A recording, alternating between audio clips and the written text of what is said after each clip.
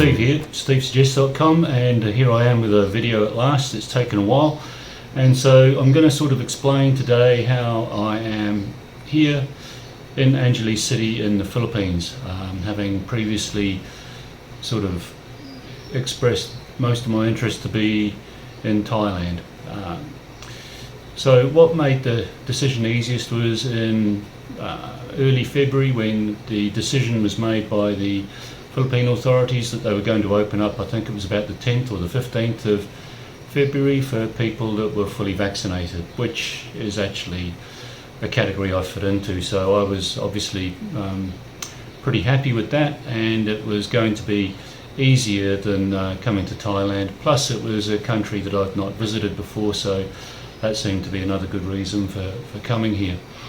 So one of the things that you had to do was the One Health Pass. A lot of the information I used to go about sorting these things out properly was to look at another YouTuber, and her name is Jennifer Terry. I won't link to those videos that I looked at because the requirements are changing all the time, and she uploads current up-to-date videos as the changes are made. So what I will do is in the description I will put a link to where you can find her channel. So if you want to, rather than go through all the official information, find out what it is that she has to say, and she does actually refer to the announcements that are made, so you can actually also on her videos usually see the full announcement made and what it is that the Philippine authorities have to say.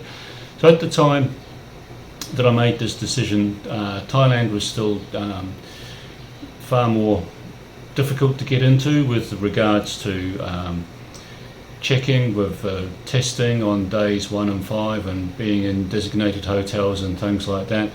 So because it's taken me so long to get to doing this video, I've now been here for 29 days, and during that time Thailand has made their announcement to make it easier for people to go to Thailand since the 1st of May. Would I have still come to the Philippines? Probably, because like I say, I haven't been here before and I wanted to check it out, and I do believe that the process was easier. Having said that, I had to do a rat test before leaving New Zealand, and chose to do this at a lab under supervision in Christchurch, and it became quite stressful not doing the test. But I was flying through Singapore Airlines, an airline that I rate very highly, a lot of time for Singapore Air, but they sent through some text messages, and I'll put them up on the screen when you're viewing the video, and it just made me think, oh my God, this is a cock up, I've made a mistake, and left me thinking, why didn't I just spend the extra money for the peace of mind and just do the full PCR test? So anyway, it got to the point where I got on the plane. All of that went smoothly, the check-in and all those sorts of things. I didn't have to worry about the being thrown off the plane or not being allowed on the plane or anything like that. The paperwork was deemed to be all in order for that, which included my onward ticket. So the first visa for the Philippines is only 30 days, and I had to show that I was leaving the country before the 30 days expired. So I did the flight as usual, flying Singapore, great airline, no problems with flying. Arrived in Manila and looked at what was going to happen in immigration. It was like, so is this paperwork okay? What is the worst case scenario? What is likely to happen? And sort of when you're on a plane, for me, my head had plenty of time to go through all the negative potential outcomes, you know, sort of like, oh, it's going to have to go to quarantine, it's going to cost me a lot more, I'm going to lose some of my days, that, you know, I'll just be stuck in a hotel doing nothing. Anyway, the good news is that they were all very efficient at the airport in Manila, and I was checked through, paperwork accepted, the rat test was fine, even though in theory it was a supervised test, I suppose, because I did the physical, sticking it up my nose and all that sort of thing, but it was checked off at a proper laboratory. I went to a laboratory for it to be done. It wasn't done at a pharmacy or anything like that. But again, I believe there have been changes since, when was it? The 19th of April was the date I left New Zealand, so I believe there have been changes since then. So again, if I was flying now, I would be looking at Jennifer Terry's site. So yeah, refer to the description for how to find her details. So I arrived in Manila and checked into the hotel that I booked into, which was in Makati. A little bit of stress leaving the airport with the number of guys trying to grab your bag and put it in the back of their taxi. They didn't seem to know where exactly in Makati. Sembo was where my hotel was. I mean, it looked okay on Agoda and all those sort of things, but eventually, after talking with a few of these drivers and getting close to argument, there was one that claimed to know exactly where the hotel was. He didn't. Stopped and started several times, stopped asking people on the street, referring to Google Maps, still didn't work it out.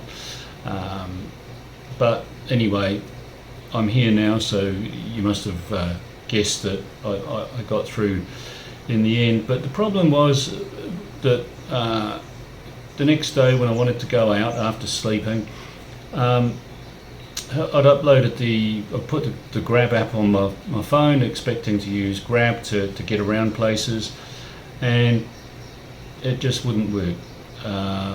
The Grab drivers were not accepting the fare, and so I just walked. I didn't have far to go to get to BGC.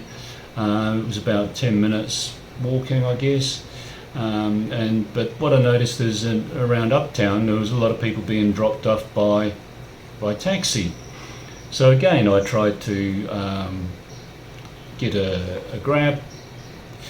I could see the price and things like that, but it didn't actually really help me that much. So in the end, I started asking these taxi drivers, can you take me to wherever it was I wanted to go, whether it was Greenbelt, I've forgotten now, but it was. But the funny thing is that they didn't want to use the meter, but the price that they offered was less than the Grab price that I would have accepted on Grab. So Grab, you're a bunch of useless assholes, but thank you for telling me what your pricing was, because I actually managed to save money by using an ordinary taxi and using your expected fare as the negotiating base. So you're not exactly good for nothing. You were good for something. I was told later on that the reason Grab wouldn't go into Makati is just that it's traffic. As simple as that. They didn't want to be tied up in traffic jams or the congestion or anything like that, so they just ignore those fares. You might say that perhaps there's an excess of drivers then, or if they can sit and pick and choose their fares. But anyway, that's my experience. Maybe Makati seems to be a big district. Maybe I was in the wrong part of Makati, or Makati maybe is how the pronunciation should be, but I'm calling it Makati. But funny thing is the minute that you're somewhere else, you can get taxis, and they would begrudgingly deliver me to Sembo in Makati, albeit after checking Grab and being refused by Grab at a price lower than the Grab driver wanted, so or the Grab app wanted, which still allowed the opportunity to give the taxi driver a tip and still be cheaper than the Grab app. So ask yourself, hard luck Grab. I found Manila, when I could get around to look at places that I wanted to be, you know, a good place to visit. I wanted to see the Fort Santiago and some other bits and pieces. I looked at a museum, and rather than put up with just looking at my talking head, as it were, I'll put some of the photographs up. I didn't take video. I didn't have strong battery. I was using my phone quite a bit for Google Maps. I walked around quite a bit. One of the days I was there, I actually walked 21 kilometers through various parts of Manila. So I was using Google Maps there, and one of the things that, you know, sort of thinking of similarities with Thailand is that I thought, well, you just go to Starbucks, you can charge your phone up there if you don't have a, what are they called? Power bank. So I was looking for a power bank, couldn't find a brand that I recognised, couldn't find a power bank that I was happy with the weight of, like they seem to be quite heavy, and it's like, I just don't want that heavy thing to be carried around. So long story short, I didn't have the video ability on my phone because I had low battery. But yeah, Starbucks didn't seem to have power outlets. I did in an independent coffee shop find a power outlet that I was able to use and charge my phone. I mean, that seems to be a common thing with travellers. It's one of the few things that Starbucks previously have been good for. They're generally in good areas where you've got, you know, some people watching you can do, or in good locations where you've by the beach, for instance, or something like that. But also I don't use their Wi-Fi. When they've offered Wi-Fi, I've always made sure I've got data, but they do generally have working power outlets that you can use to recharge your phone. So I've mentioned that I was able to use Google Maps, so I got myself a local SIM card to be able to do that. One of the things that I noticed that was quite refreshing was I didn't need my passport or any ID to be able to buy a SIM card and get going. So since I think it was the Erewhon bombing, when would that be? Would that be 2017 or 16 even? Some 16, 17, 18, somewhere around there. There was the bombing in Bangkok of the shrine, and or the bomb explosion. It wasn't, you know, somebody left the bomb there and it went off. Yeah, as a foreigner, to get a Thai SIM card, you've had to go through with your passport, and there seemed to be lots of messing around with all that. Well, don't have to do that in the Philippines. So that was very pleasant. Very impressed with the people at the hotel when I asked where the closest place was to get a SIM card for local SIM card. They didn't just, you know, like point here and point there. They actually took me from the hotel to a particular stall that was selling it. I wouldn't have found it on my own. It was a very small place, but we'll take their word for it that it was the closest. It wasn't a long way away. I guess it would have been difficult to explain. But the same thing with the laundry. When I wanted to get some clothes cleaned, different staff member took me off to go to the laundry they recommended. And yeah, you know, laundry's laundry, but I guess it was a fair price and everything came back clean, so can't complain with that. When it came time to check out of that hotel to come to Angela's, surprise, surprise, Grab wouldn't come. So the hotel, I mean, great service, but it appears that they're stuck in a hole, which is potentially going to harm them, which I feel really sorry for them for, because if taxis and Grab and so on won't go there, it's going to make it difficult for people to want to go. Like, I like them, I like their hotel, but for practical reasons I probably wouldn't rebook. But anyway, they came with me. They took me out to the main street and hailed a taxi, Not only that, the woman that took me there, she recorded all the taxi driver's details, presumably in case something happened. I don't know. Again, obviously I'm here to talk about it, so nothing went wrong. But it's just customer service to a level that I've not experienced. Haven't been able to travel for the past couple of years.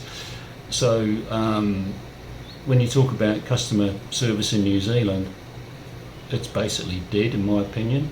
I've been trying to deal with Vodafone since I've been here. They've tried to charge me for something that's incorrect, and they're just hopeless. I'm sure I'm emailing an offshore call centre, but that's not the point. I should be able to get replies, I should be able to get the information I want. So my experience of the customer services that I've seen in New Zealand don't go anywhere near what I've received here. There's a few other things that I've noticed comparing the Philippines with Thailand, and in Manila and in Angeles, I would say, generally speaking, the pavements, or I suppose some people call them sidewalks, footpaths, whatever, the place where the pedestrian walks, they're a far higher standard here. Generally they're flat, they're not lumpy bumpy and all over the place. There are places where they're missing as well, and there are places where they are a bit of a mess, but generally speaking they are superior to footpaths, pavements that I saw in Thailand. I mean, amazingly, BGC, that area there, it was, you know, sort of a bit upmarket, and it's far superior to what I was used to seeing in say in the areas of Bangkok. You know, like if you think about, I don't know, I would be staying in the Nana area. Where I stay in Bangkok, I can walk to the Nana SkyTrain in 2 or 3 minutes. So that's, you know, in Soi 7/1. So there's that. So that's one comparison. One of the other things is being able to walk around without some stupid little wanker going, suit, you want suit, sir. You know, so I don't miss that at all. That's a thing from Thailand that I don't miss. Those people, those little spitheads, they offer nothing. They don't even speak proper English, but they're there. I don't know how they cover off the work permit thing, but we know that these are suit vendors that are there. I find them annoying. Being in the Philippines, where there's none of that happening, it's bloody fantastic. I love it.